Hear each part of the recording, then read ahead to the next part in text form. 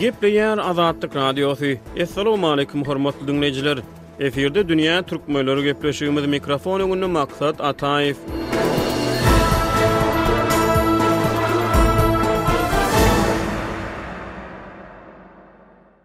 Dünýä ýurtlary koronavirus pandemiýasynyň arasyna täze okuýuruny aladaly taýýarlyk görýär.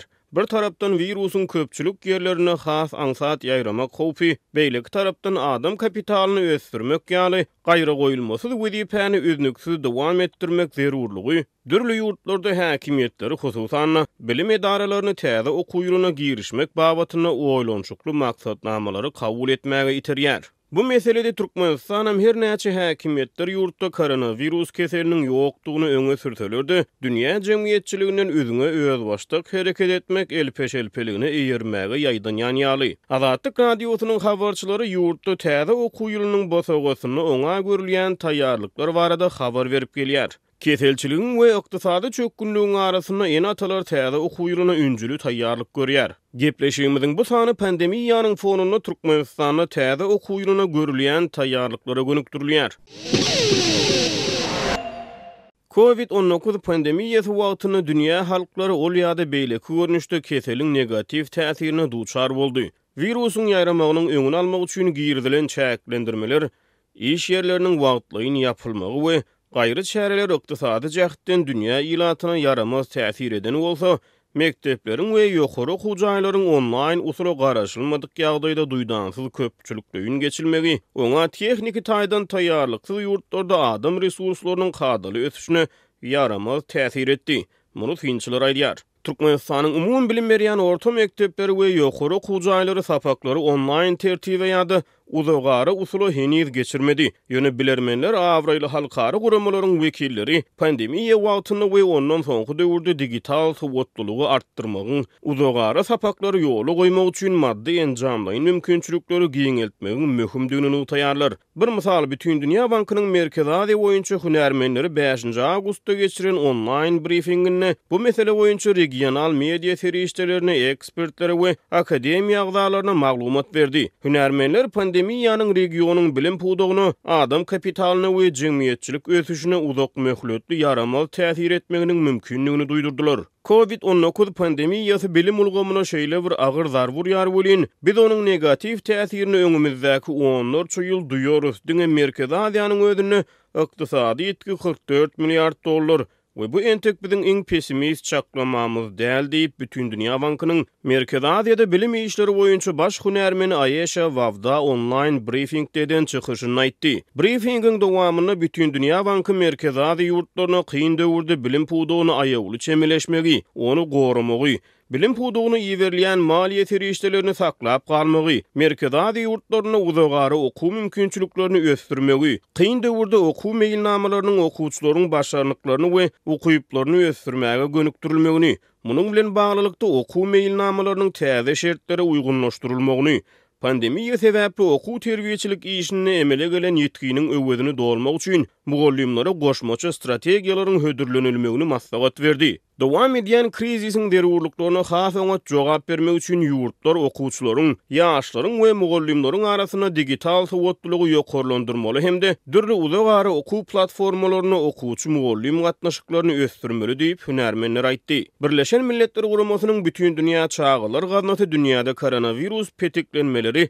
iň ýokary derejä ýetene mektepleriň ýapylmagyndan tutuş dünýäde 1,5 milliard töweregi mektep okuwçysynyň täsirlenendigini aýdýar. Milletler Birleşiginiň gaznasy 26 awgustda çap eden soňky hasabatyna dünýäde koronavirus sebäpli mektepleriň ýapylmagyndan täsirlenen 1,5 milliard töweregi mektep okuwçysynyň azyndan 3den 1 böleginiň 463 milyon töweregi okuwçynyň mendelara bilim almak mümkinçiliginden mahrum galandygyny hasabat berdi. Bellep geçişimiz ýaly Türkmenistan pandemiýa wagtyny bilim ojaklaryna sapaklary online usula ýa-da uzagary tertibe geçirmedi. Aslynda Türkmenistan ýurtda pandemiýanyň özüni ikrar etmedi. Ýöne martyň ahyryna Azatlyk radiosynyň habarçylary mekteplerde çäreklik din jalşyň wagtynyň şonu 6 aprelçeni bir hepde uzoldularını habar verdi. Türkmenistanyň umum bilim berýän orta mekdeplerine okuwçylar okuw ýylynyň 3-nji çäreginiň tamamlanmagy bilen mart aýynyň 3-nji 10 günlüğüne diň jalşa goýup berilýärler.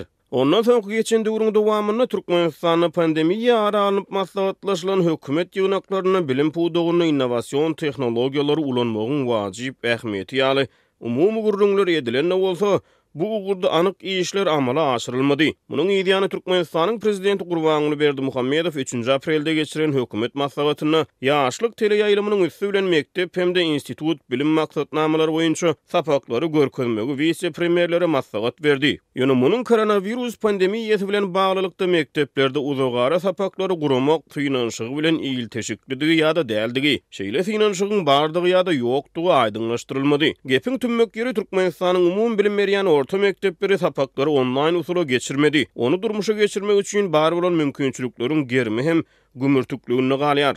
Ýogsa da meselem ýurt boýunça ähli halk paýta mewsimi golaýlaýar ýa-da ýan başlady. Bundan öňki ýyllarda halkara hukuk toporlary türkmen häkimetlerini mektep okuwçylaryny paýta meýdanlaryna mejburi çekmekde tanqidlady. Ýöne Azatlyk radiosynyň habarçylarynyň habar bermegine görä Türkmenistanyň enatalar, okuwçylar we mugallimler täze okuw ýylyna taýýarlyk görýär. Okuwçylardan edilýän täze talaplary görä olar derman gutularyny, antiseptik serişdelerini, suwuk görnüşli sabunlary ýanlary bilen mektep eltmeli. Biz Türkmenistanyň orta mekteplerine görülýän aýratyn taýýarlyklar barada türkmen ýazgysy we synçy Hudaýberdi haly bilen söhbetdeş bolduk. Gelin häzir şol söhbetdeşligi bilelikde diňläliň.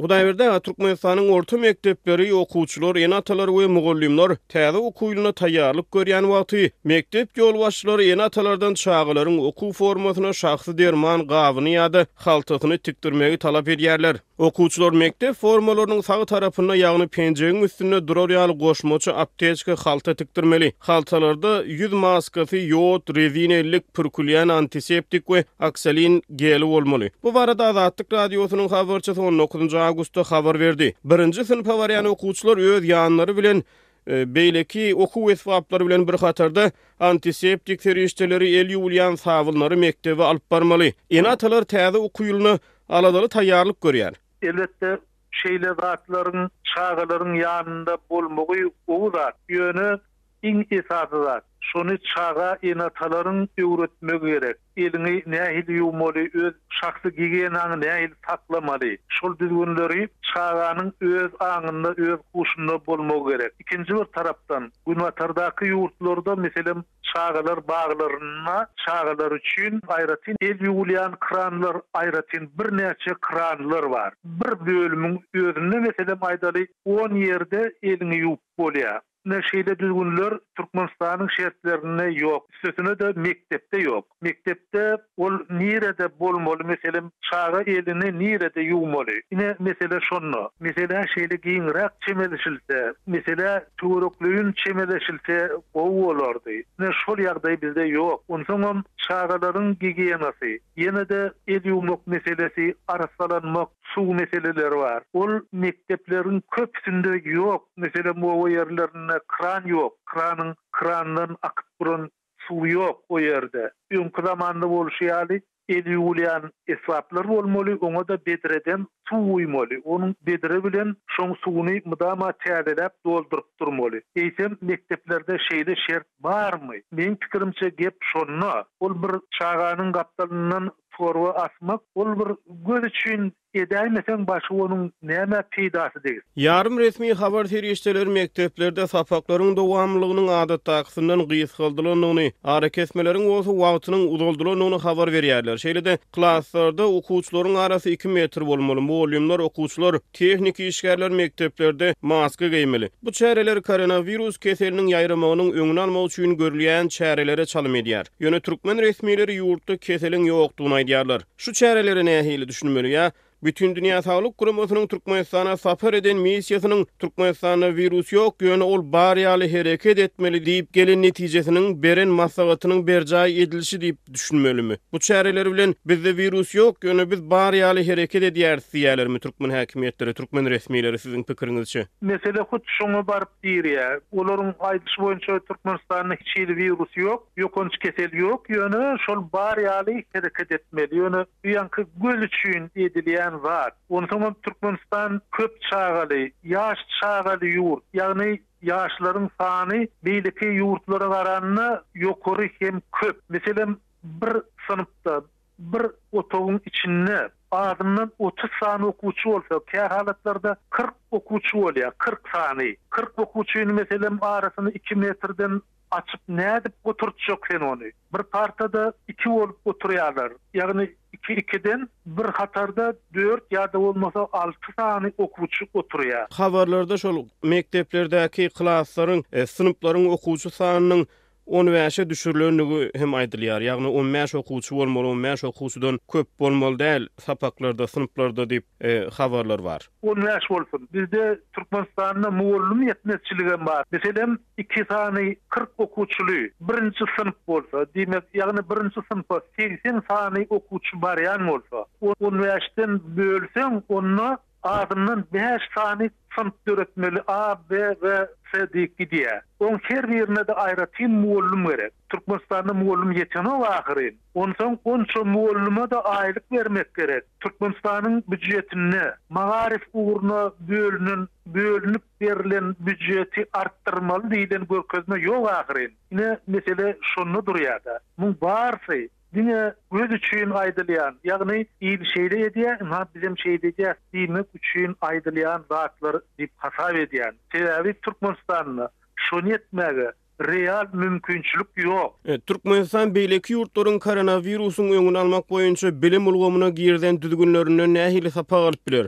Beýleki ýurtlar Türkmenistanyň görýän çärelerinden nähili netije çykaryp biler. Bu ýerdinni öňkü bir başlanan ýagdaý bar, ol häzir dowam edýär, ýa-da edenok, men bilmedim onu. Sebebi öň Hytaýdan kompýuter aldylar, kiçi notebook. Her şahsy kompýuter, her çağanyň öz kompýuter bolmaly diýdiler. Şol kompýuterler hakykatdan barmy? Bar bolsa olar işleýärlermi kadar ýa-da işlenoklarmy? Ol belli däl. Ýöne häzirki şertde dünýä tejribesinde iň gowy kullanylýan zat online, ýagny kompýuter üstü bilen sapaklar geçmek, kompýuter üstü bilen iş alyp barmak. Ine şol mümkinçilik gerek. Ýöne Türkmenistanyň kompýuter aragatnaşyky, umuman öýjükli teknik aragatnaşyk ören pes derejede. Aty yaramaz. Eger şol ugry kämilleşdirseler, muallimler çağalara her çağanyň öz öýüne sapak alar ýaly kompýuter arkaly düşündürüş berip bilerdi. Birim Hudaýberde pensiýa ýaşyna ýeten muallimleri işden çykarmak howpunyň awanýanlygy barada habarlar bar. Beýlek tarapdan ýurtda onsuzam resmi däl maglumatlara görä işçiligiň derejesiniň 60-70% töweregindegi çaklanýar. Bu ýagda ýurtda onsuzam agsaýan bilim ulgamynyň hiline nähili täsir eder. Saglyk hünärmenleri koronawirus keseliniň öňüne ýaşuly neslin wekilleriniň has gowuşgunsyzlygyny aýdýarlar.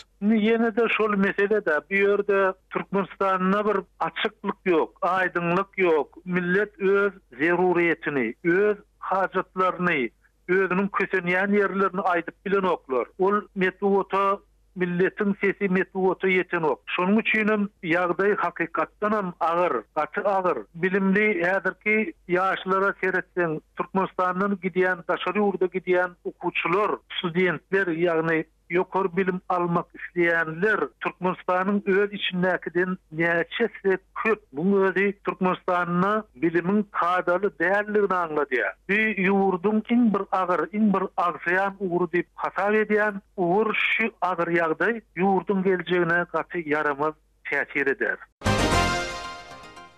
Hormatly dinleyijiler, dünýä türkmenleriniň bu sany hem tamam boldy. Ýene-de efir tolkunlaryna duşuşýança hoş tag boluň.